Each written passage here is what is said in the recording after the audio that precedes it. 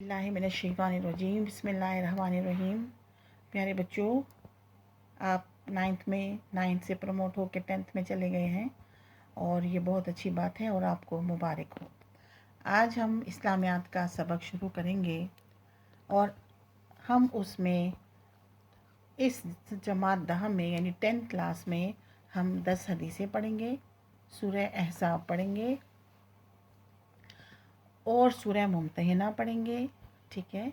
और हम इसके अलावा जो मौज़ूआती सबक हैं वो पढ़ेंगे।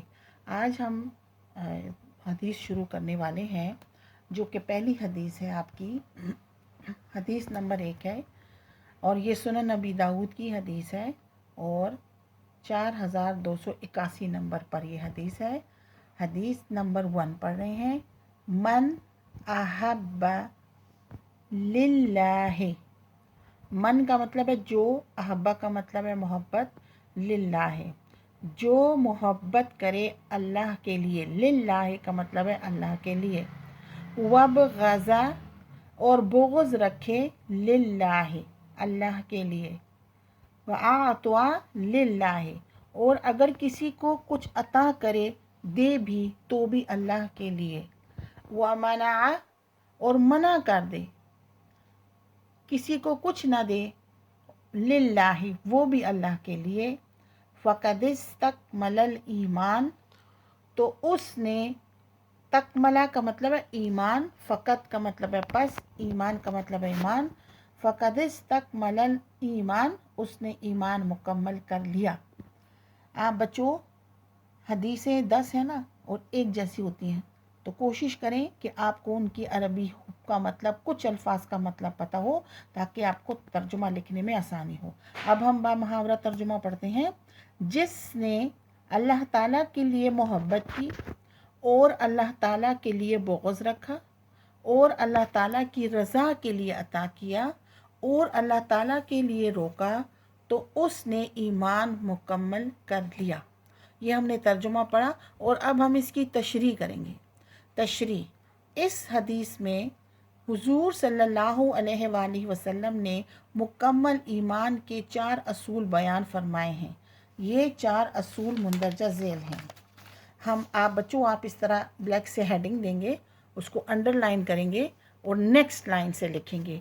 मैंने तो यहाँ से लिखा है और जहाँ से ख़त्म होती है वहीं से आपने जो लफ्ज़ है पहला शुरू करना है।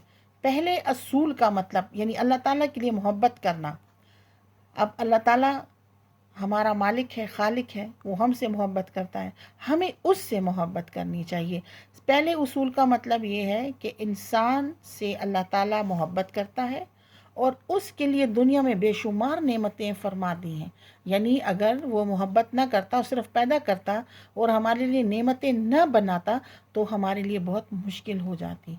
अब चूँकि अल्लाह ने उस मोहब्बत के सिले में हमें नेमतें दी हैं तो हमें उसके सिले में क्या करना चाहिए, लिहाजा इंसान को अल्लाह ताला से मोहब्बत करनी चाहिए। और बंदगाने खुदा से मोहब्बत भी सिर्फ़ अल्लाह ताला की खातिर होनी चाहिए। यानी अल्लाह ताला की जो और मखलूक है, जो और इंसान है, उनसे भी अल्लाह ताला इंसान सिर्फ़ अल्लाह ताला के लिए मोहब्बत करे। सिर्फ़ अल्लाह ताला के लिए बुग़्ज़ रखना, अव्वल तो किसी मुसलमान को दूसरे मुसलमान से बुग़्ज़ नहीं रखनी चाहिए। लेकिन यहाँ पर इस असूल का मतलब ये है कि मुसलमान किसी से ज़ाती दुश्मनी न करे। अगर किसी से ज़ाती दुश्मनी करनी है तो अल्लाह ताला के दुश्मनों से दुश्मनी करनी चाहिए। उन लोगों से दुश्मनी करनी चाहिए जो कि राह हक में रुकावट बनने की कोशिश करते हैं, यानी जो अल्लाह ताला के सीधे रास्ते पर चलने से लोगों को रोकते हैं, जुल्म करते हैं मुसलमानों पर, इंसानों पर। तो फिर इंसान को चाहिए या मुसलमान को चाहिए कि वो भी उससे ज़ाती दुश्मनी रखे। सखावत सिर्फ़ अल्लाह ताला की खातिर करना। इस असूल का मतलब ये है कि अगर कोई मुसलमान किसी को कुछ देना चाहे तो उसमें गरूर और तकब्बुर और गरूर और दिखावे का अंसर नहीं होना चाहिए। यानी वो छुप छुपा के दे और उसका मकसद ये हो, किसी को कुछ देना हो तो उसका मकसद ये हो, गरीब को ज़ाहिर इंसान देता है तो गरीब को देने का मकसद ये हो कि या अल्लाह तू मुझसे राज़ी हो, یعنی وہ صرف یہ نہ کہے کہ لوگوں کو کہے کہ بھائی جی تصویریں کھینچو اور وہ تصویریں اخباروں میں دکھائی جائیں کہ میری واہ واہ ہو، نہیں، بلکہ فرمایا گیا کہ جب تم کسی غریب کو دو تو ایک ہاتھ سے دوسرے ہاتھ کو پتہ نہ چلے، یعنی کسی کو بھی معلوم نہ ہو اور تم ان کی مدد کرو. تو یہ مدد صرف کس لیے ہونی چاہیے؟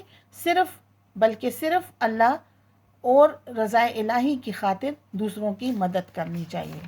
اچھا، چوتھے اصول کا مطلب یہ ہے کہ منع کرنا، یعنی اللہ تعالیٰ کے لیے مال روکنا. اب اس کا کیا مطلب ہے؟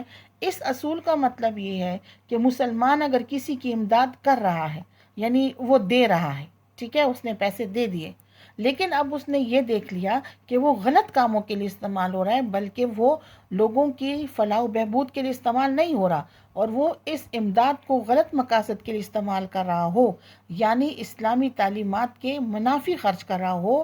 یعنی اسلامی تعلیمات کے منافی یہ ہے کہ مسجد، اب کسی نے مسجد کے لیے پیسے دے دیے کہ بھائی آپ مسجد کے لیے پیسے لے لو، ٹھیک ہے، اور وہ آدمی مسجد میں پیسے نہ دے بلکہ وہ خود اس پر عیش و عیاشی کرے، تو پھر کیا کرنا چاہیے؟ تو انسان کو چاہیے کہ رضا الہی کی خاطر اس بندے کو امداد دینا بند کر دی. کہ میں نے آپ کو صرف مسجد کی مثالیں دی ہیں، اس طرح اور بھی کئی مثالیں ہیں. اچھا، ہم اس کا خلاصہ یوں بیان کرتے ہیں یا نتیجہ یوں بیان کرتے ہیں کہ اگر ہم مندرجہ بالا چاروں اصولوں پر عمل کریں گے تو اللہ تعالیٰ ہم سے راضی ہو جائے گا اور معاشرہ بھی برائیوں سے پاک ہوگا اور ہمارا ایمان ہر لحاظ سے مکمل ہوگا. یعنی ہمارا دینا، ہمارا لینا، ہمارا بغض، ہمارا سب کچھ جو ہے وہ صرف رضا الہی کی خاطر ہوگا. اللہ حافظ.